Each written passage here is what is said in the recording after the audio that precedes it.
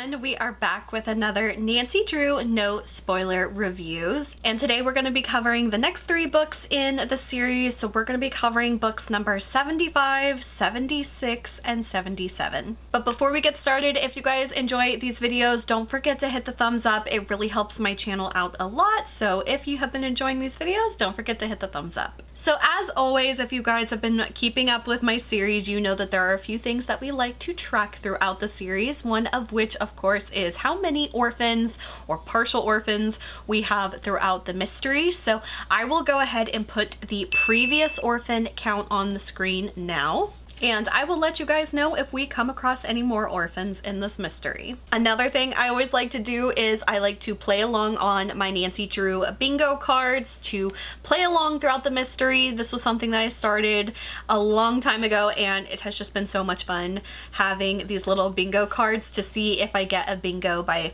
checking off all the things that apply to the mystery. So I got so close in this one. I only needed one more to bingo and then another one to bingo. I was almost there with a double bingo, but unfortunately I did not bingo on this card, but I got super close. So this one is number 75. This one is called The Emerald-Eyed Cat Mystery, and this one was published in 1984. So the synopsis for this one reads, Nancy holds a one-way ticket to terror. Nancy's father has asked her to look into the mysterious sinking of 3 freighters off the South American coast. First stop is Phoenix, Arizona. Next stop is trouble. There's danger in the air as Nancy is trapped in the cargo hold of a plane bound for far-off Colombia. Taken captive on a remote mountain ranch, her only allies are a girl named Alina and an emerald-eyed cat named Morrow. But Nancy's hopes are sinking fast. Her only chance for returning home is to solve the mystery of the missing freighters. In a menacing world of betrayal and deceit, she knows that time is her worst enemy. And we also have 2 orphans in this mystery. One is a full orphan and one is a partial orphan. So as far as the story goes, obviously with the synopsis that I just read you know, Nancy, she's taking on a pretty big task in my opinion. Investigating 3 freighters that have sunk, I think is definitely a pretty big ask for an amateur detective. However, that is the case that Nancy is following. So in my notes I put, I don't know, seems a bit much for a teen girl, but okay. I also put in my notes, all jokes aside, I have high hopes for this mystery. The last several have been a bit bland, and I'm excited for a new international mystery. So that was one thing that I definitely had in my mind going into this mystery. I was really hoping we kind of had a little bit more of a high stakes kind of thing, and I will say right now I definitely think that this one delivered. So in this mystery we do have a lot of early traveling going on. Nancy's going to several different locations in connection with her mystery. The first place she happens to go to is Phoenix, Arizona. Now Nancy actually has been to Phoenix before, so we see her return there. She's meeting with a client of Mr. Drew's to kind of get more information, and then from there she makes a lot of travel flights, very quick succession. I actually made a little chart here for me to keep track of the flights. So we have the original flight from River Heights to Phoenix, then Nancy goes from Phoenix to Los Angeles, then she goes from Los Angeles to San Francisco, then she goes back to Los Angeles, then back to Phoenix, and then you guys get the picture. There is a lot of traveling around in a very short time. I put a note in here. I put Nancy has already been from River Heights to Phoenix to Los Angeles to San Francisco, all in 16 pages. The book map is gonna go wild on this one, and that is definitely true. So basically with Nancy's meeting with original client, she pretty much gets an idea that maybe there could possibly be some type of insurance fraud going on. So that is kind of the main theme we've got going on in this mystery. One thing I actually quite liked about this mystery is that with Nancy going to all these different locations, like I said, she goes to Phoenix, Los Angeles, San Francisco. The cool thing about specifically in San Francisco and Los Angeles, there are mentions of specific locations down to even the street that Nancy is going to, and I always love when they actually use real world locations, and it was kind of fun. So as Nancy was going to these places, I was looking them up on Google Maps just to kind of see what does the area look like? What does the street kind of look like? Obviously things are going to look different from 1984 to 2025, but of course, you know, a lot of things are actually going to be quite similar. and I do have a lot of interesting points to point out. So when Nancy is in like the Los Angeles area, she ends up going to like an area called like, I think it was San Pedro maybe? I should have wrote that down. I don't know if I did. But anyway, it has a lot to do of like a lot of shipping yards and stuff like that, kind of like that kind of area. And I thought it was really cool because there are a lot of warehouses there, which definitely takes place with kind of like Nancy's mystery. So all of this is just to say I really enjoyed how they were using like real world locations and like actual street names where Nancy went to. So especially like whenever she's in New York, I always find it so fun to kind of like Google Street View if they give a specific street name of where she's at, just because I find that so fun. And I'll take it even one step further. Like I said, I'm not trying to like spoil too much of the mystery or anything, but there is a point where Nancy travels to San Francisco for a very quick short lead that she is following up on. And once again, we actually got like exact locations of where she's going. In San Francisco, she ends up going to Chinatown. And this was something that like I just thought it was the coolest thing ever. So Nancy, she's in San Francisco. She's got like a taxi. She's trying to get someplace. She actually gets dropped off at the, I think it's called the Trans-America Pyramid or something like that. You guys know, if you're in San Francisco, you know the area. I forgot to write it down. Yeah, the Trans-America Pyramid, but they call it a pyramid-shaped building. So I thought it was kind of funny how they didn't like exactly name drop it, but you know exactly where she's supposed to be. And we actually learned that this mystery is taking place around Chinese New Year. So I actually looked up when Chinese New Year was in 1984. So that would mean that Nancy is in San Francisco around February 2nd in 1984, which I think was so fun because I love when you can not only like track it down to like a certain time of year, but almost down to like the day. I thought that was so cool. So I love that little detail. And we also know that Nancy is trying to go to a specific crossroad. So you know, I love looking up things on Google Maps, and I looked it up and I couldn't believe at how accurate it was, because the place that Nancy is supposed to be going to happens to be a restaurant, which I was so surprised to find there is actually still a restaurant on that exact corner, and even the architecture of the buildings matches the descriptions of the book. So I just thought that was the coolest thing ever. I kind of geeked out a bit. I might even put on screen the cross section of the street view of where Nancy is going, because I just thought it was the coolest thing. I nerded out hardcore on this one, and I love whenever there's little details like that in these Nancy Drew books. Oh, I also did notice there was actually a grammatical error in this book, which I kind of like giggle whenever I find these because I don't find them too often. But in my version of this book, on page 96, there was a grammatical error where it should have said sign, but instead they put sing. And that just kind of made me laugh, just because I don't really find those very often, but I definitely picked up on that one and I thought it was kind of funny. So I just want to throw that in there. One other thing I did want to mention is they already kind of start to give like the mystery wrap up kind of explanation a little earlier in this book than they typically do in the Nancy Drew books. Sometimes they kind of start pulling everything together around, you know, chapter 18, 19, or 20. You know, 20 is the last chapter of the book, so you definitely get all the wrap up at least by then, but sometimes you'll get a little earlier, sometimes a little later. However, in this one, they really start to kind of wrap up the mystery and start kind of over explaining to the readers, so it's kind of like, you know, you're on the same page by chapter 16. So I thought that was kind of different because that left 4 full chapters to still kind of learn things and pull things together. So I did feel like they did kind of throw a little bit of the ending early at you, but still, I think that for this one, there really wasn't that much to like kind of exposed to you as the reader. I think a lot of it was kind of straightforward, but still, it was really good.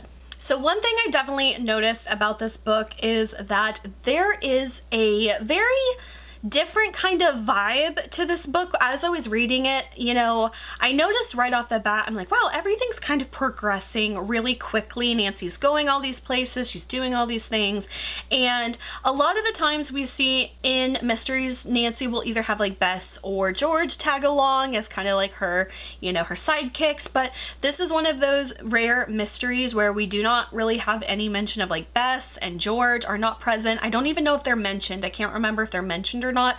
Ned is not mentioned at all. This is really like truly a solo Nancy mission, which I feel like we just truly don't get that many of them.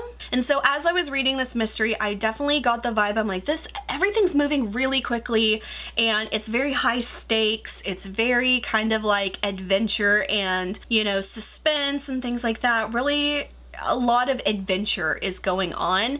And one of the very interesting things I actually learned about this mystery after I finished reading it, I didn't know this at the time, but knowing this fact now in retrospect makes so much sense. So this is one of those really cool like little hidden gems that I think are really neat. And I actually learned this from a comment on Goodreads. You guys know every time I finish a Nancy Drew book, I like to go through the Goodread commenters and like see, you know, did we line up? Did they think the same things I thought? Did we have the same questions or not? And this was actually one where I learned something new and I thought it was so cool. So apparently this mystery was actually originally supposed to be a Hardy Boys mystery. It ended up being rewritten as a Nancy Drew mystery and published under her series. So I thought that was very interesting because looking back at the mystery and knowing all the details and all the action sequences and, you know, how like quick everything is, there definitely was much more of an emphasis on adventure and action rather than mystery and solving clues and deduction. Like there obviously were still those details and those plots, but it was just much more action driven. And knowing that it was originally supposed to be a Hardy Boys book makes total sense. I still think it was a really good mystery. I really don't want to get too much more into like the details of the story because I really think it's a good one that I think people should read, but I definitely enjoyed reading this one, but it definitely did give me a little bit of a different vibe to it. So for some of like my final thoughts I wanted to include, I put overall this mystery had a lot more adventure sequences than the mystery solving aspect, but I still loved this one. I'm giving it 5 stars. It has been so long since I have given a Nancy Drew book 5 stars, and I know a lot of people tend to like kind of disagree with my ratings, and my ratings are not how good the book is. My ratings are based on how much I enjoyed the book, how much I enjoyed reading it. Did the story keep me engaged? Did it put me to sleep? You know, that's kind of more of how I'm rating it. I'm not rating it like, is this the best Nancy Drew mystery ever? Not necessarily, because there really wasn't a whole lot of mystery to it. I do think of a lot of it does tend to be a little pretty easy to predict, but all of the action kind of really took me by surprise, and I did really like it. I also put a mention that I do really love the black cat theming of the story. As an owner of a black cat, they do have very special spot in my heart. And if you guys have read the book and you know a little detail about the cat at the end of the story, I loved that little detail. I thought it was really great, and I just thoroughly enjoyed that one. So I'll keep that, you know, pretty low key. But if you've read it and you know kind of the significance in the end of the story, I loved that. I will say that, however, I do feel like the title of the mystery isn't necessarily the strongest title in relation to the story, like the sequence of events or things like that. Like, is there a stronger title that fits the mystery better? I think there is. However, on its own, I really do like the title of the Emerald-Eyed Cat mystery. I think it's very, you know, eye-catching. I think it just kind of rolls off the tongue like a really good Nancy Drew mystery title would, and it kind of gave me a little bit more vibes of like the earlier Nancy Drew titles, you know, the clue of, the mystery of, the case of, the secret of, you know, we kind of have a lot of titles like that. And I feel like a lot of the books, especially after books number 56, when they were taken over by Minstrel, or no, actually it was Wanderer. Yeah, Wanderer and Minstrel was later, but Wanderer books, after they kind of took over the series, you know, some of the titles kind of came a lot more short, a lot more choppy, a little more triple hoax. I'm blanking on all of them now. Race Against Time, things like that. I feel like they kind of lost a little bit of the charm of the Nancy Drew titles, and I really feel like the Emerald-Eyed Cat mystery kind of brought a little bit of that spirit back. So even if the title itself maybe isn't like the perfect title for this mystery, I still really enjoyed that they named it that, because I felt like it was giving back a little bit of that. that vibe that I loved so much. And I also put, I do love the duality of the title itself of the Emerald-Eyed Cat. It does kind of have a little bit of a, you know, a multifaceted kind of meaning to it, which makes sense if you know the mystery. But overall, I do still like the title. I think it's pretty catchy, and like I said, it keeps the spirit of the Nancy Drew mystery. I will say that this book does do a lot of hand waving when it comes to dealing with like immigration, passports, flight clearances, things like that. They do a lot of like, you know, kind of just hand waving that, like, don't worry about that part, just kind of ignore that part,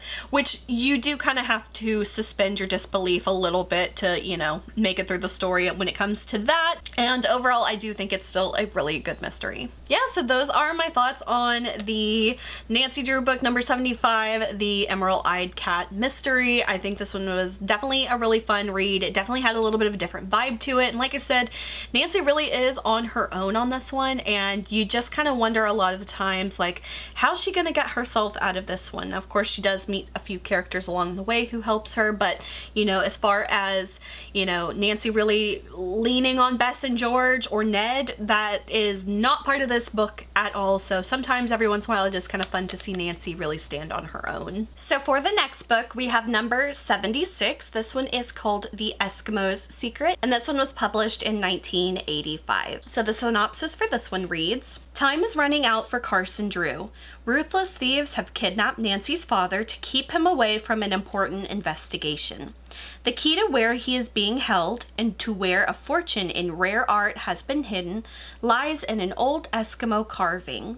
But before Nancy can even look at the sculpture, the thieves grab that too. Nancy's only hope is an old school friend who is studying the cryptic carving. Her friend hasn't yet figured out the hidden message, but the thieves think she has. They won't release Mr. Drew until the secret is passed on to them. Nancy will have to use all of her detective skills to unlock the secret of the missing sculpture.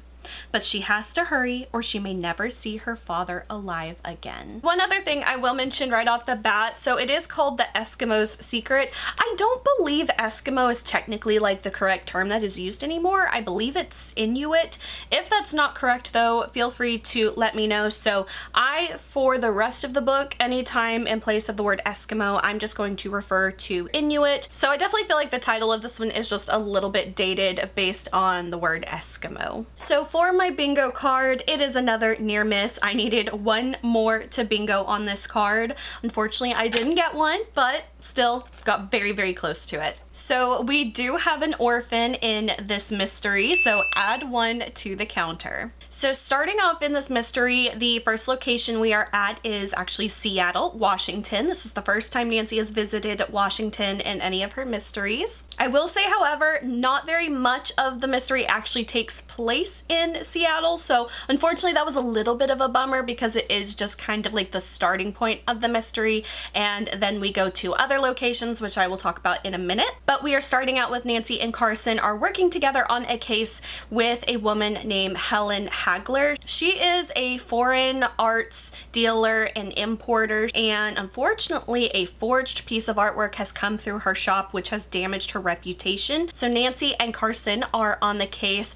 also investigating some businesses that are trying to purchase Helen's business. They don't have very much information to go on, so that's why she called Nancy and Carson in to investigate it. But when Nancy and Carson kind of hit a stall point in the investigation, Nancy decides to take a little break, and she actually has an old school friend who is just across the border in Canada in Victoria. So she decides to give her a call and see if they can get together while she's so close. But the phone call goes very wrong, and it just gives Nancy that immediate feeling that something is wrong. After she contacts Alana and she abruptly hangs up the call, Nancy knows something is going on. So that is what leads us into our secondary plot of the story, which I actually think the B plot on this one technically is more of the main plot throughout the book. So one thing I noticed right off the bat, I feel like the story kind of had a really slow start to it.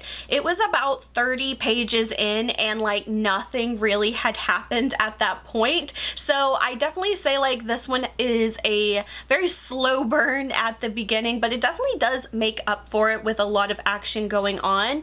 But I will say something about this mystery also just felt, I won't say rushed, but after it starts to go, so many things starts to happen in such a short time span. I feel like the mystery really only lasts about 2 to 3 days over the entire book, but it just felt like so much stuff happened. I feel like if it was a little bit more parsed out, the time would have seemed a little bit more believable. We do get a few real world locations mentioned in here. One of them is Nancy is asked to meet somebody at the Inner Harbor near Empress Hotel. I will put a picture on screen here if you guys are not familiar with it. I am not super familiar with it either, but I do know this is like one of the more recognizable buildings in Victoria, and I always love whenever these real world locations are put into the story, just because I really enjoy going on Google Street View, looking up the surrounding area and the locations that she goes to, just to kind of really build out my mind's image a little bit more, especially since I have not been to most of the places Nancy goes to. It's always fun to kind of take a look around, see what the area looks like, and it really just kind of helps me visualize the story that much more. I do feel like in this mystery we have a lot of just Nancy kind of running around from location to location. She's kind of doing like a lot of, yes, detective work, but some of it kind of just felt like a little fillery. Like we have a few situations where we have a couple red herring characters and some situations where they are set up to meet, things don't turn out, so nothing really comes of it, and that definitely comes in mind with a particular character. I don't really want to like ruin any of the red herrings, but Nancy is supposed to meet with a specific person early on. They don't show up, and the whole kind of explanation for why they don't show up is pretty extreme, I will say. And then just how like one of the main characters, Alana, how she just kind of like doesn't really care or seem to really mind what happens to this character. I just thought it was kind of interesting, and we'll come back to that more later because Alana is kind of like the main character, aside from Nancy, of course, that we are trying to investigate throughout the mystery. And I will say the amount of times that Nancy gets phone calls and gets hung up on is so frustrating throughout this book. That just felt like it was happening like so many times, and even Nancy in the book was getting very frustrated at it, so that definitely came across to me as well, that frustration as the reader of the book for sure. I definitely think we do have a very strong red herring at the beginning of the book, and I was thinking, oh, is it going to be this person? And I initially really liked how they were kind of using misdirection to lead me to that character, but it very quickly falls apart, and that whole plot thread does get dropped pretty quickly. But I wish they would have led us a little bit further down that line, because I always love a good misdirection in a mystery. And then of course from the synopsis we know that the big kind of mystery is, where is Carson Drew? He has been kidnapped, and how it all ties into the two stories. We do have another kind of character that plays a major role in the mystery. I'll just call him Ben from his first name. And I do think that he and Alana, I just feel like they had such a good like dynamic with each other, and I felt like they had a lot more chemistry than Alana and her actual boyfriend, who is really not in the story very much at all. So I thought that was just kind of like a little funny thing, just how I kind of feel like they should have wrote the story with Ben and Alana being in a relationship, or even just friends is fine, but I just felt like she had so much more connection with him than she did with her actual boyfriend, which I thought was pretty funny. We do get a reveal of the villains pretty much, I would say, like early midway through the book, so it's not like this big kind of like reveal at the end of who the villains are, and we definitely kind of have a pretty easy to spot clue in the very beginning of the book. So once these characters are named, it should immediately go off in the reader's mind that they are the villains. But I do appreciate that we don't have it just like right off the bat. There is, for a good amount of the book, there is a question of who is the villain, which is another point I typically like from the Nancy Drew books. I just cannot stand when they're just like, okay, here's the villain, let's chase him the whole book. So luckily this one didn't necessarily do that as bad as most Nancy Drew books, and I did appreciate that. We also get a lot more of the motivations behind the villains and what they are doing. It has to do with someone else who is not directly in the book, but a little bit of like a backstory that really plays into the motivations and the thought process behind the villains. So I definitely kind of liked that aspect of the story, because we don't always get that a lot of the times, where there's like some kind of long traditional kind of story behind it. Sometimes we just get like the villain was just trying to make money, and that's really all they were trying to do. So there's definitely a little bit of that in this mystery, but I definitely think the backstory of it all is what really brings the entire story together. And I definitely think it's a pretty tale as old as time type of theme with it that has to do with native arts and the treatment of them. So I definitely thought it was a really interesting story from that point of view, with the whole backstory of it. We also do have a little bit of an artificial pressure throughout the book. I will say there is a specific character who is really putting like a time frame on Nancy, like you have to solve this by this time or I'm going to do XYZ. And I kind of felt like this was a little bit of a pushy, rushed kind of decision for this character to make, especially since how they tie into the story and everything. But I do think that is kind of a plot device that is used to really put pressure on Nancy and to do a sort of time crunch on the entire book. It really does kind of like keep Nancy moving forward. We do have a few interesting riddles, kind of codes that Nancy has to decipher, and I think it was kind of funny and a little bit clever how the riddle slash code kind of comes into play, but I did really enjoy that section of the book. Although I do think it's one of those things that like only Nancy would have been able to uncover. Like the reader yourself, you probably would not have uncovered the riddle, and you really do rely on Nancy to kind of expose the riddle to the reader. So I kind of like when we get to try to figure it out too, but I feel like a lot of the times it's just something that only Nancy would understand. Once we get to the big showdown scene, I actually really did enjoy this one. I could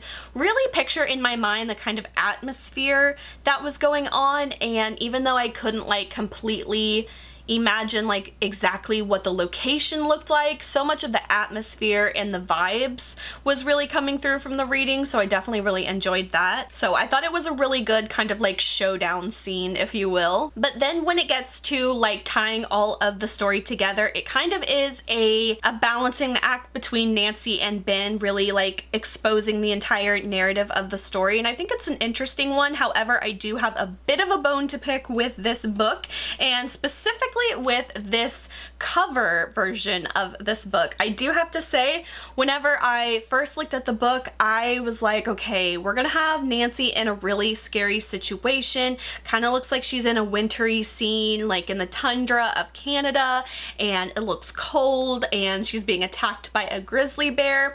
I don't want to ruin any of the story for you, especially the ending, but I just will leave you and say that the scene depicted on the cover is very misleading, and I didn't really enjoy it. I mean, I think it's a wonderful illustration, and I think like the design itself, if I didn't know the story, I think like it works really well. However, with the story, I feel like it was a big cop-out, and that was one thing that really kind of like made me sad, because as I was reading the book, I was keeping the cover in mind, and I'm like, okay, when is this coming up? When is this coming up?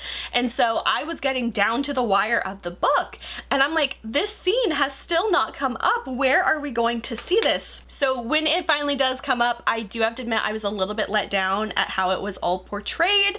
So I do feel like the cover just kind of gave me a little bit of like even a red herring or misdirection with the cover itself. So as far as like my little ending notes, I did like the story. It started out slow, not much happens in the first 30 pages, but in the end I did like the story.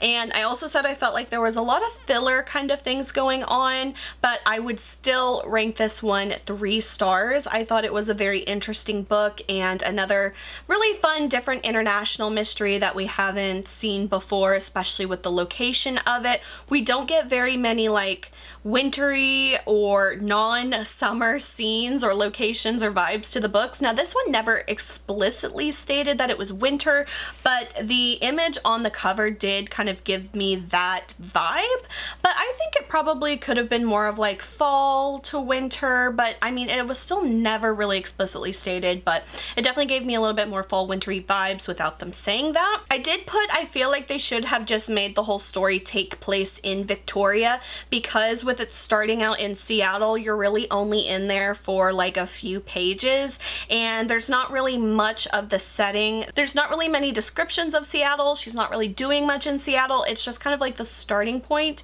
and then she goes somewhere else, and that's where we get like all the descriptions. Most of the case takes place there. So if you are like from Seattle or you live in Seattle and you were really wanting like a Washington or a Seattle themed Nancy Drew book, unfortunately this one does leave it a little bit to be desired, because most of the mystery does take place in Victoria, Canada. But that's a win for the Canadians. If you guys are a big fan of Nancy and you always wanted like a mystery in your neck of the woods, this one definitely was heavy on the Victoria area. And I only say that because I would have killed for a Nancy Drew book that took place like either in my state or like in my region or like even in my city. That would have been crazy, but unfortunately that was never the case. I never got that, but I have always toyed with the idea of writing my own like Nancy Drew fan fiction, the area or the state that I live in, so I always thought it'd be fun to have that. I always wanted Nancy to like go to every 50 states, but unfortunately she didn't.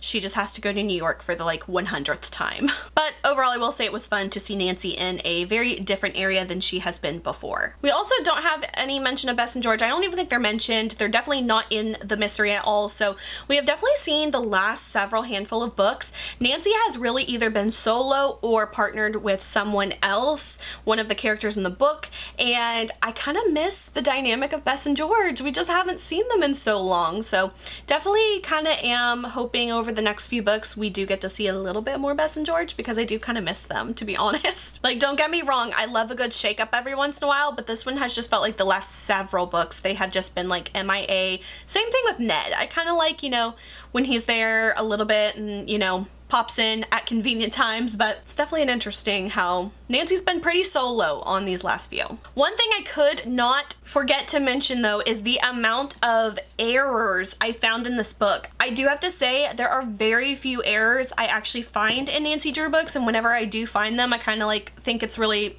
you know, funny. This one by far has been the most errors I have ever found in, let alone a single book, but in the entire series. Like, all the mistakes I have found before don't even add up to all the ones I have found in this book alone. So I'll quickly run through just the mistakes that I found. So on my book, on page 50, there was a missing apostrophe from the word don't. Then on page 74, there were a missing set of open quotations. Then on page 106, it says say in the car instead of stay in the car. And then I found another error on page 148. It says ONT space HE instead of saying on the. The next one, it might not necessarily be a mistake, but it was something that like I kind of thought was a little weird. On page 152, they spell the word veranda with an H on the end, which isn't technically wrong, but it is more of like an Australian, New Zealand, I think even maybe like British English spelling of it, but in US spelling, it is spelled with an A at the end. So I just thought that was very, very weird. And finally, the last one I saw was on page number 170, and it says form instead of from. So that was crazy. That was 1, 2, 3, 4, 5, 6 mistakes that I found in a single Nancy Drew book. I have probably found like 3 mistakes ever in the 75 books before this one. So I don't know what the editor was doing on this one, because someone missed a lot of problems in this book, and I just thought that was very funny. Hopefully that's not something that is very common. I just could not overlook that in this book. Overall, I did really enjoy this one though. This one, I ranked it a 3 stars. I feel like the cover just kind of like gave me a little bit of false impressions throughout the book. Otherwise, if it had a little bit more of a appropriate scene for the book, I think I probably would have ranked it 4 stars, but we will talk about that more whenever we get to my reactions on the alternate covers of this one. I am doing a new series on my channel going through all of the Nancy Drew books and all of their alternate covers, and I'm actually ranking the ones that are my favorites, so it'll be a while till we get all the way up to this one, but it will definitely be a really interesting one to talk about once we get there. Moving on to book number 77. This one is called The Bluebeard Room, and this one was published in 1985. So the synopsis for this one reads, romance and danger await Nancy on the craggy coast of Cornwall, England. There to help a friend who could be in danger, Nancy finds more than she bargained for. Lance Warwick, a far too attractive British rock star, puts Nancy off her guard with his obvious desire for her,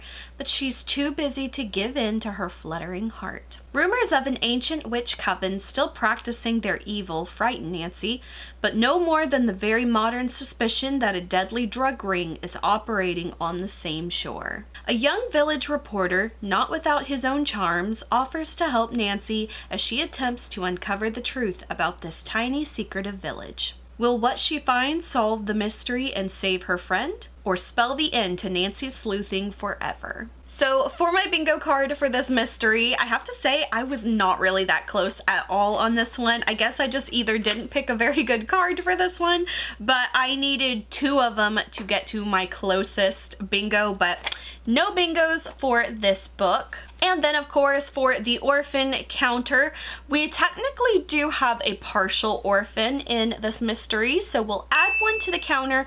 However, I will say that doesn't really have very much to do at all with the story. Maybe just in a tiny way, but it really doesn't play into the story that much at all. Okay, you guys, so starting off, the very first thing I'm going to say about this Nancy Drew book is wow.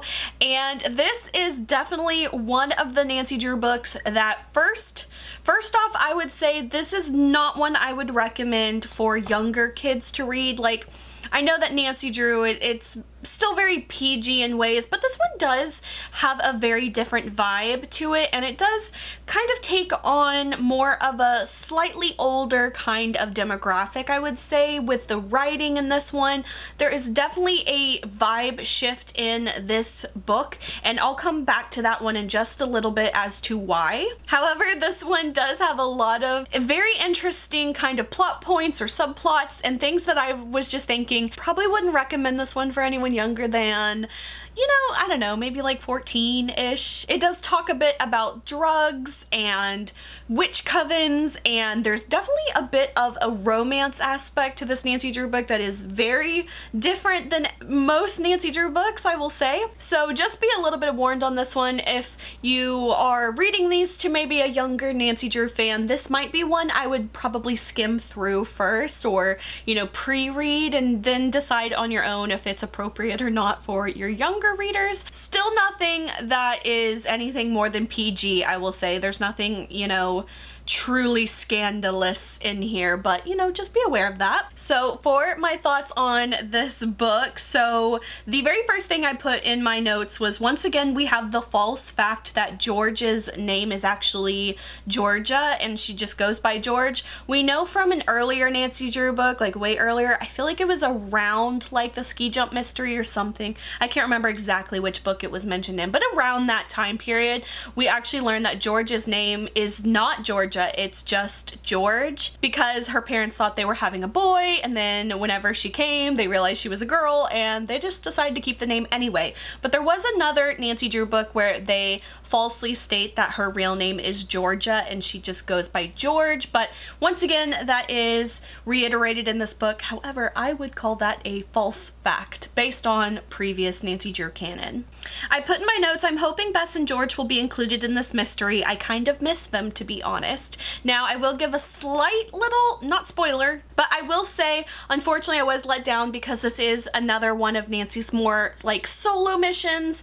And when I call them solo missions, I mean like we don't have Ned, we don't have George, we don't have Bess, we don't like have her typical crew with her assisting in the mystery. She's more of like on her own and working with new characters. So that is definitely the case in this mystery as well. We have just a very short few chapters where Bess and George are both included. However, for the bulk of the mystery, it is more of just a solo trip for Nancy. I also put in here we finally have another mention and appearance of Aunt Eloise. It has been a while since we have seen her, and I will also say it's been a while since Nancy has even made mention of her with the numerous times she has gone to New York in the last several books. A lot of them she didn't even mention Aunt Eloise, but this time she actually does make an appearance, and Nancy and Bess and George are staying with her at her apartment this time. So I always love when we get a little bit of an Aunt Eloise appearance. So starting off in this mystery, really early on, Nancy, Bess, and George are all attending a party where they happen to meet this famous rock star that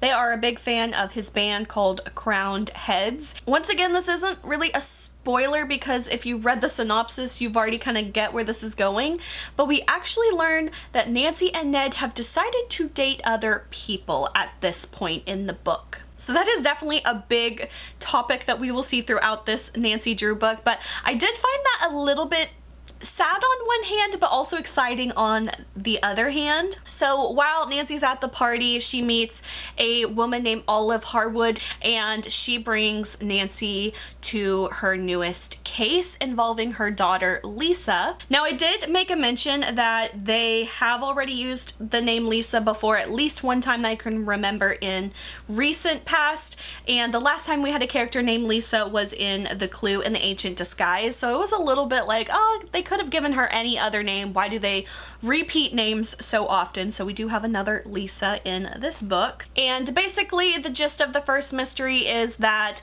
Mrs. Harwood is worried about her daughter, who has recently married a rich man in England, and she's kind of worried about her health and thinks that something could be up with her new husband. So that is where Nancy gets started on the case. We do have a lot of pop culture references in this story, and I feel like most Nancy Drew books up until this point, we don't really have that many like references. You know, we might have like one here or there to like Sherlock Holmes, but this one was really heavy on the pop culture icons. We have a mention of Mick Jagger, David Bowie, Billy Idol. We also get a few more kind of pop icon references in regards to the other band members. One is compared to Ringo Starr and the other one is compared to Boy George. So I just could not think of anything more 80s than all of these references to these artists. I feel like it just really kind of dated the mystery, and this one just really truly does feel like a 80s type of Nancy Drew book. As far as Nancy's character goes in this book, she is definitely not the typical Nancy as far as her feelings go, especially with the whole kind of love triangle situation I will say that Nancy ends up in. She definitely seems to not be the goody two-shoes that we always have seen her to be before. She kind of has a few moments where I feel like are uncharacteristically un-Nancy. She kind of like feels too cool for school at times. When all the girls are kind of fawning over the rock stars, Nancy's kind of like, you know, I'm not gonna be a idiot like all the other girls. She even used the word idiot, which I just felt was very un-Nancy. But I did actually kind of like her attitude a bit in this mystery because she felt more real to me. Like, she didn't feel like this perfect, pristine, kind of archetypal character that always does right, never makes a mistake or anything. She felt just a little bit more human, and that is always something that I wanted to see more of for Nancy throughout the mysteries, because she is just so perfect at everything. There are a few books in the past where I felt like she either was a little unsure of herself at times or was a little bit more vulnerable in certain situations. And I always really appreciated those aspects because she just felt more human to me. So I definitely think that Nancy goes through a bit of some turbulent situations in this mystery, but it was definitely a really refreshing kind of vibe to see her in a different light. So one thing I kind of picked up on, I don't know if this was actually like a little Easter egg or like a subtle reference or not, but this is just how it went off in my mind. So at one point, Nancy is going to a bookstore in New York to, you know, kind of track something down. She makes a reference to a book called The Mandrake Root. From the book, The Mysterious Image, there was a character in that mystery. Her name was Claire, and she was an actress, and that's kind of like her big break. She was in a Broadway play called The Mandrake Root. So I didn't know if that was a reference to that or not, but that is kind of like something that perked up in my mind whenever I read it. It doesn't really amount to anything, but I just thought maybe it was like a little subtle reference, which I always love when there's a little kind of callback kind of moment in these books. We also get a reference to Mary Queen of Scots, which I think was very funny because I'm actually re-watching the TV show Reign that I loved whenever I was in college, and I just thought it was so funny how it made a reference to that while I'm watching this show as well, which is all about Mary Queen of Scots. So I just thought that was a really funny little coincidence. Another thing I noticed is that Nancy, one time she refers to Aunt Eloise as Aunt Ellie. I have never heard her call Aunt Eloise that before, so I just thought that was something different and something that I noticed. Like I said, just a little moot point, doesn't really pertain to anything, but just something I noticed. Another little fun fact that I found through this book that I thought was a little bit of a slight kind of continuity error maybe. So also in The Mysterious Image, that one kind of had a little bit of like a rock theme to it, like rock music theme. And we learned that Nancy said she's not a fan of rock music. However, in this book, she's definitely into the rock band called the Crowned Heads. So I definitely thought it was kind of funny how just like 2 or 3 books ago, Nancy's not a rock fan, but of course now she is a rock fan. We also learned that Aunt Eloise is also not a rock fan. Another note I put in here, I put the vibes are definitely giving me a little bit more of a slightly older age group because of the descriptions of the costumes and like the outfits and just like the vibes of the rock stars and stuff. There's definitely a few little points where I'm like, ooh, that's a little spicy. I also put, we also get a description of Lance's persona, which seems to be threatening or sneering at the audience or making love to the audience. So I put, I think that description is just a little bit PG-13 for a Nancy Drew book, but still, you know, nothing crazy, but definitely a little bit like pearl clutchy for me whenever I was reading it. I was like, oh my, Nancy. I also put, we haven't seen George fat shame Bess in a while, and we do have a slight little dig at her during this one. It's been a while since we've seen that. I was hoping to leave that in the past, but unfortunately, that was not the case. I also put that Nancy seems to be a bit more volatile emotionally in this book so far. She's not her usual calm and collected goody two-shoes.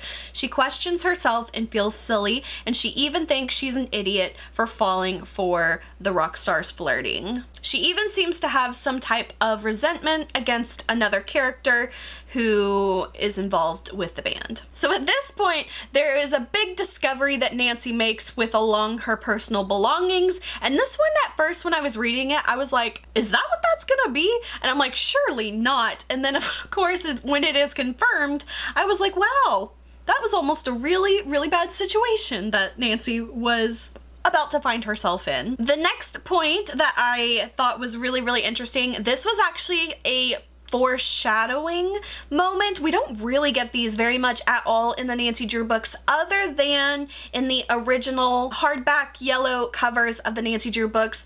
They would always end the book with teasing the next mystery, but this one kind of does that, but it's very like early on in the book and it's not explicitly stated as like, in my next mystery, the blah blah blah blah blah blah. This one was a very subtle one and I actually really, really liked how they worked it in. Like I said, it's only like a 1 or 2 kind of sentence little foreshadowing because I just love those kind of things. So Mrs. Harwood asks Nancy if she happens to have her passport with her because her case is going to take her overseas, and Nancy actually mentions she does have her passport with her because she was expecting to fly to Venice to work on a case with her father, but she thought that she could put it off for a few weeks. So if you guys are familiar, the next book book is number 78, which is called The Phantom of Venice. So I loved that there's that little foreshadowing of Nancy's next mystery, but it's very, very subtle. And if you weren't really like up on the Nancy Drew titles or anything like that, you might have missed that one if you were reading it. So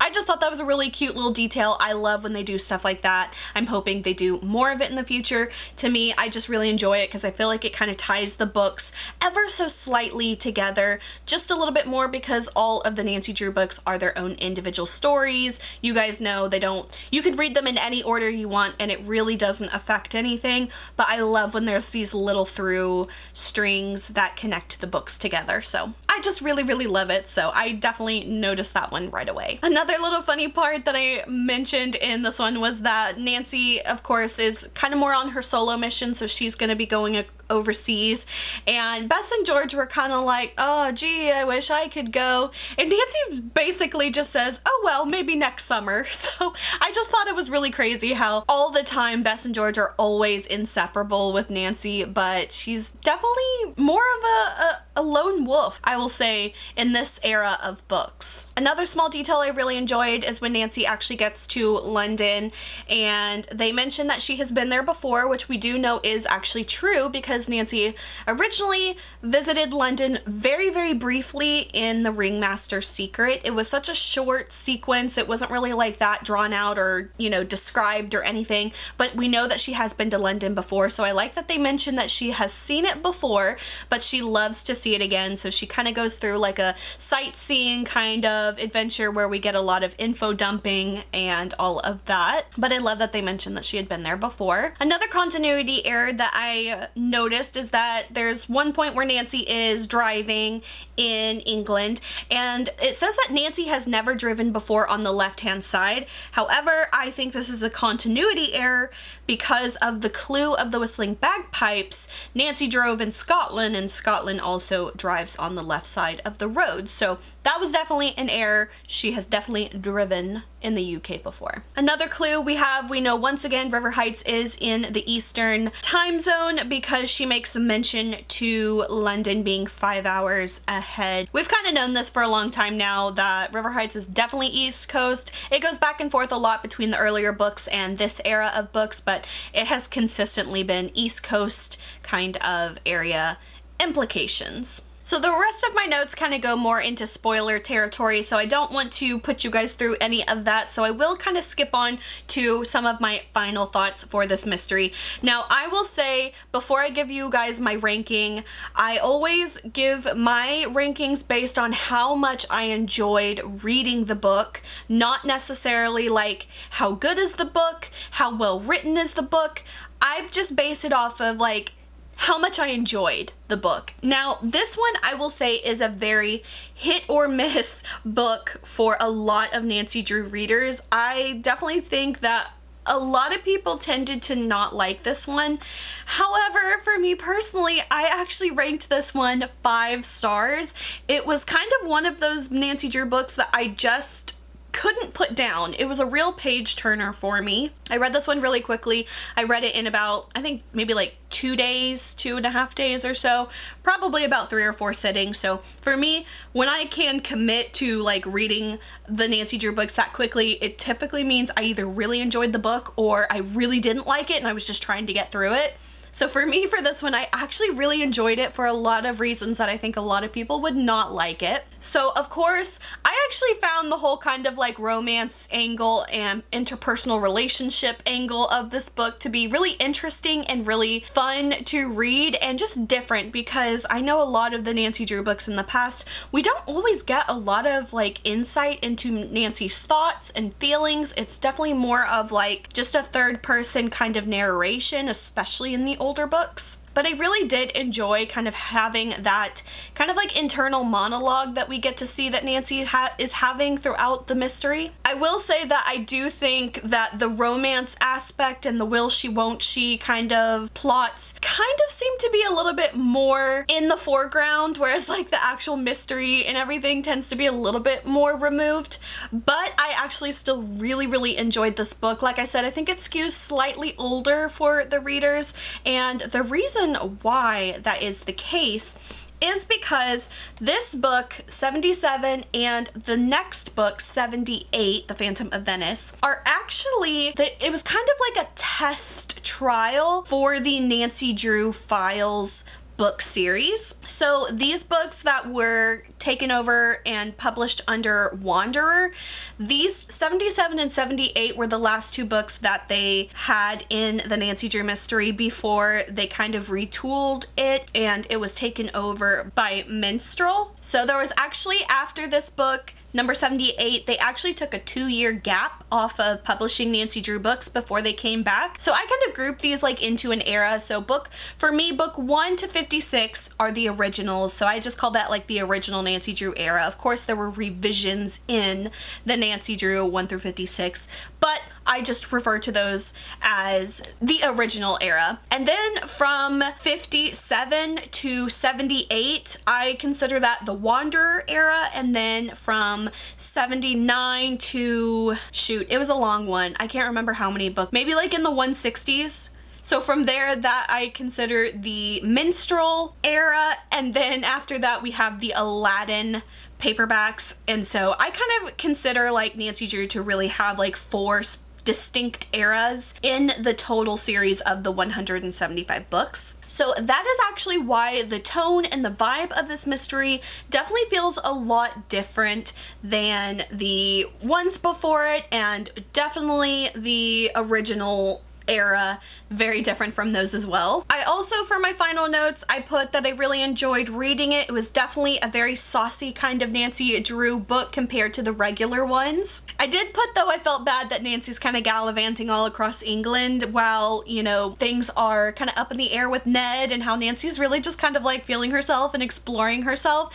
And one comment I read on, I think it was on Goodreads, someone had mentioned like this is the book where Nancy like discovers like sexuality, and I kind of thought that was a very interesting way to put it, because in a sense she definitely does. Still very PG, I will say, very, you know, nothing crazy. We just haven't really seen that from Nancy before, not to this extent. I also put that I really liked that I had no idea who was going to be behind all of the problems throughout the mystery, and I didn't know like who the villain was going to be. Like, and I can't lie, I feel like in a lot of the Nancy Drew books, the villains are always very obvious. I definitely had some suspicions on who was going to be involved in the villain gang with this one, but there were definitely a couple surprises that I had not seen coming, and I always love when a Nancy Drew book can actually do that and, you know, kind of either trick me or just mislead me in a certain way. So I will say that like half of the villain roster I kind of saw coming and half I didn't. So that was actually kind of refreshing, and I really did like that. And then for my final note that I put in here, I put about the title. So the title being The Bluebeard Room. I think that the title itself, if you are familiar with the Bluebeard, would you call it a fairy tale? It's kind of a fairy tale. I feel like the title itself is supposed to like imply a little bit of misdirection as well. But I do have to say, in the end, I think that there probably could have been some more interesting titles that they could have come up with that would have been a little bit more fitting for the story. I definitely see how the title comes into the mystery and how it works and what it was meant to kind of convey to the reader. However, I still think that there could have been like, I don't know, a cooler, more fitting title, because in the end, it definitely doesn't feel as strong of a title once you know the entire story. And finally, my last note on this Nancy Drew book is that this one is actually one of the books that inspired one of the Nancy Drew computer games, which is the game The Curse of Blackmore Manor. I believe that is the title of the game. That is actually one of the few Nancy Drew computer games I have never played. I don't know anything about it, so I'm very excited to, whenever I do get around to playing that one, to see like how similar is it. I know that from vague comments I've read that it's not like a one-to-one story. There's a couple, maybe like 1 or 2 characters where their names carry over from book to game, but overall it was more of just like a baseline for the game, and it does tend to have a little bit different kind of storyline to it. But I really am excited for whenever I do get to that Nancy Drew game, because that is one that I have never ever played before, so it's all gonna be brand new to me. And finally, my last point, I was originally going to just cover books number 75, 76, and 77 in this no spoiler review. However, as I was kind of looking at everything, I decided that I did want to include book number 78 in this video as well.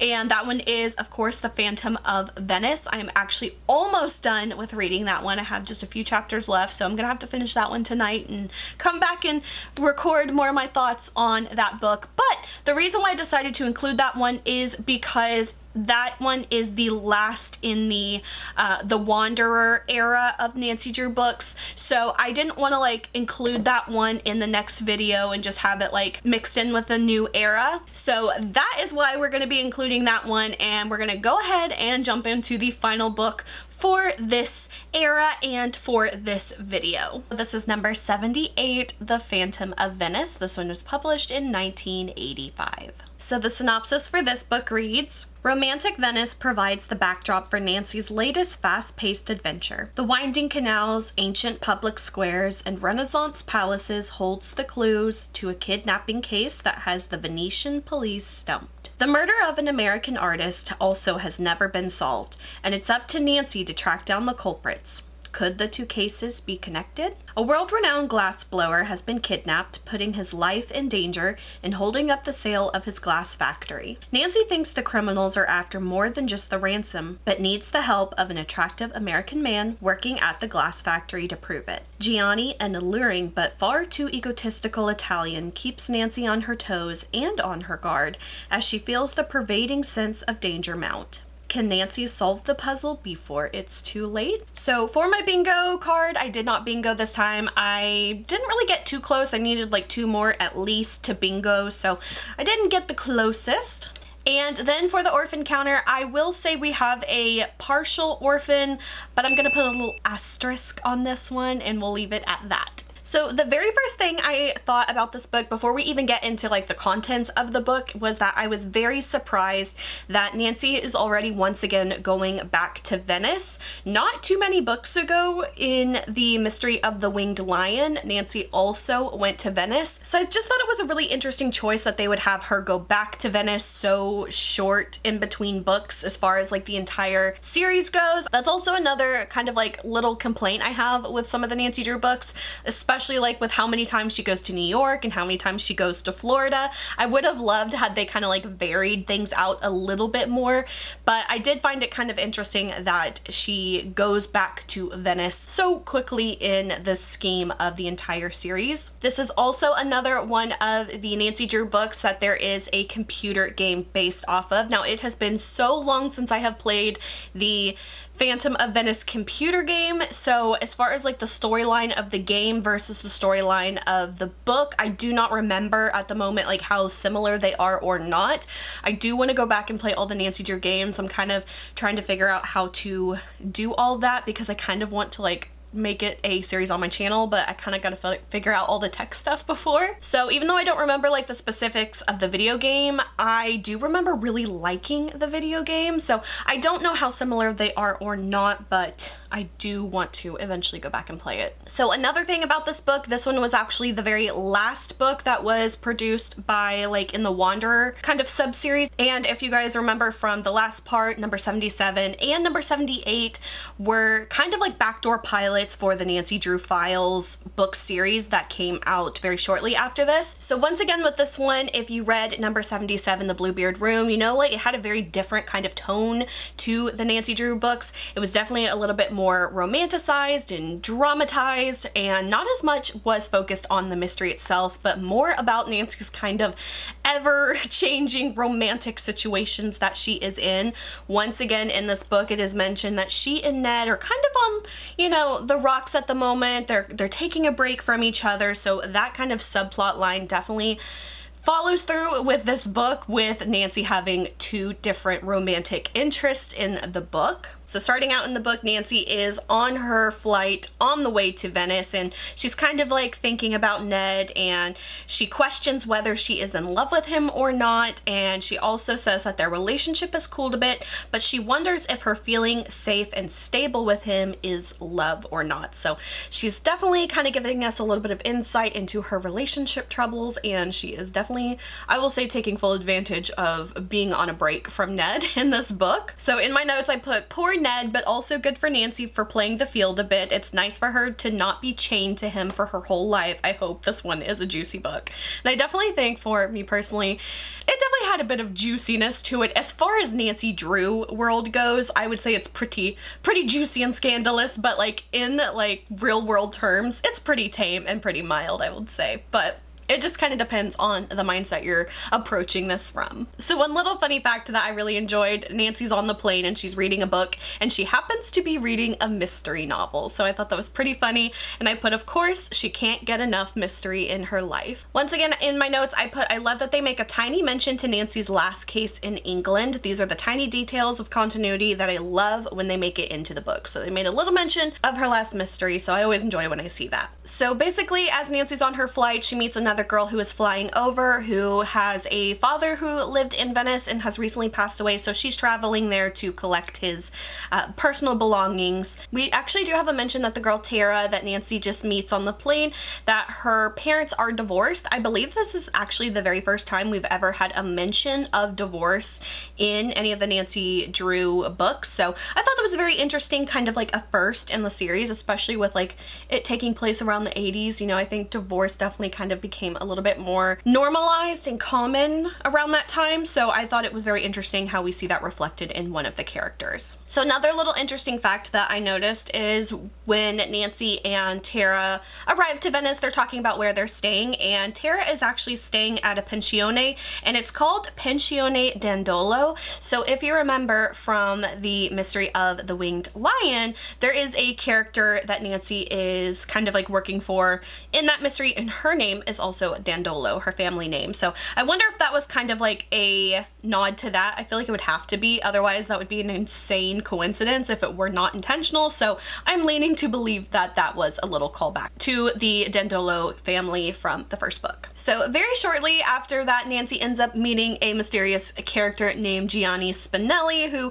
definitely tends to kind of take Nancy by surprise just with his very machismo attitude and persona. He is kind of like a very handsome Italian Venetian, and Nancy's not quite sure what to think of him, and she definitely has her guard up, I will say. So one thing that I really enjoyed about this book was, since it is more of like a familiar territory as far as the Nancy Drew books go, with having already visited Venice before, I really kind of got in on that original book, Mystery of the Winged Lion, with like the geography and the layout of Venice, because I wasn't very familiar with it at all. So kind of already having that background knowledge for me definitely was a lot easier for me to imagine things in this book whenever they're giving like descriptions of locations or places that she's going. It was a lot easier for me to kind of have that in the back of my mind to really imagine the scenes. One little funny fact we get in here that does actually pertain to the story, but I won't bring that up necessarily, but one little detail we get, Nancy and Tara are discussing omelets, and they both mention that their fathers do not like omelets, and Nancy says that Carson really only likes bacon and eggs, just like James Bond. So we have another pop culture reference in there, and I just kind of thought it was funny how Carson doesn't like omelets. So just a little trivia fact for that. There's also a reference to Dizzy Gillespie, a jazz trumpeter. I'm not familiar with that person, but I think that is another kind of pop culture reference in this book. And we also have another character named Don, who is an American living in Venice right now. He's kind of doing like an apprenticeship at the glass factory that is going to be sold. He is the other point of the romance triangle that Nancy finds herself in. So there's definitely a bit of romantic tension throughout all three of the characters in this mystery. And there's definitely some really spicy moments, I will say, for Nancy and the situations that she finds herself yourself in. I will say though, there is kind of one reveal about one of the characters that as soon as I learned it, I just got the immediate ick. And if you guys have read this book, you probably know what I'm referring to. But the kind of explanation as to why everything was okay, I didn't like. I didn't like that at all. It gave me the ick. It made me mad. It made me not like this character at all. And it also kind of made me like really question Nancy too, because her response to it was a little bit sus as well. So if you guys know what the reveal is involving the romantic triangle, I was not a big fan of that reveal. And I thought it was kind of crazy that they even put that in the book, honestly.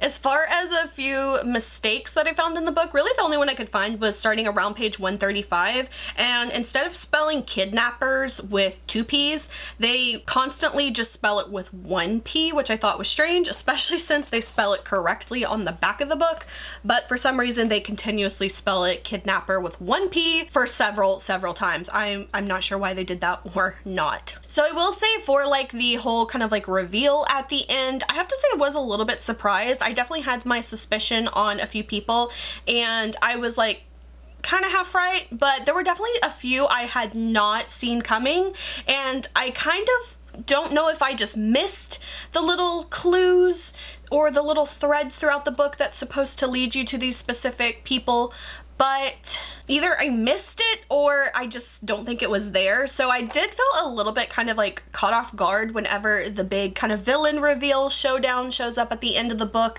because I was just not really expecting it, and it kind of felt a little rushed, a little underdeveloped in my opinion, and a little out of nowhere. So similar to the last book that I reviewed, I kind of felt like they really were focusing a lot more on like the romance and the drama of all of that rather than the mystery itself. We also have a lot of plot points that happen within the book that I will say gives the cover that involves the cover scene here that I feel like for me was very illogical as to the motivations of this character and why they did the things the way they did them. It's kind of one of those things you just have to like suspend your disbelief for it, because it's so ridiculous. It's like, why was that a choice that you made? So as far as like my rankings go for this book, I think I would give this one, I'm kind of on the edge between a 3 and a 4. I'm kind of leaning towards a 4 because I did enjoy reading the book. Like I could really imagine things. I was having fun with like the whole romance push and pull of all and the mystery and all that. But I don't think it's necessarily like a 4-star book itself. Like I don't feel like the writing was that great or anything, but I enjoyed reading it so much. So that's why I'm leaning on giving it a 4. I would probably give it closer to like a 3, like if I'm just ranking it like on the book itself. But as far as like my experience reading it, I'm gonna give it a 4. I know a lot of people were very hit or miss with number 77, The Bluebeard Room, and 78, Phantom of Venice. They are just so stylistically different in so many ways from a lot of the Nancy Drew books, and I think that either you'll love that or you'll hate that. I will say it did kind of get me excited for the Nancy Drew Files, because that is the series I'm planning on reading after I finish the main series, and I know that it's gonna have very like dramatic soap opera-y kind of vibes to it, and I'm ready for that. But I do think it's kind of interesting how they were like testing it out within the main series, kind of getting an idea of what the readers thought of it at the time. So overall, yeah, those are my thoughts on this book. I definitely think it was a little bit of a different kind of vibe to it all, but I did enjoy reading it. I just feel like I wish the mystery wasn't so, what's the word? Secondary, I will say, because definitely the romance definitely took kind of more the center stage of the book. Alright guys, so that is it for these last 4 Nancy Drew books for this video. Like I said, this does technically mark like the end of a Nancy Drew era, so I definitely wanted to make sure I included that last book so it was all contained within this one. I didn't want to have just like the last book kind of like hanging off into the next video, so that is why you got a bonus book for this video. I do really look forward into starting kind of the next era of Nancy Drew. Like I said, this one was the Wander era, so the next one I'm calling the Minstrel era because that is the publishing house that did the next Nancy Drew books. So we are going to get into those very soon. I'm really excited to read some of these titles. The names of them have been like kind of in my brain for a while, and every time I read the title of a Nancy Drew book before I get into it, I always kind of imagine, okay, what is this mystery going to entail? What's it going to be like? What's it going to feel like? So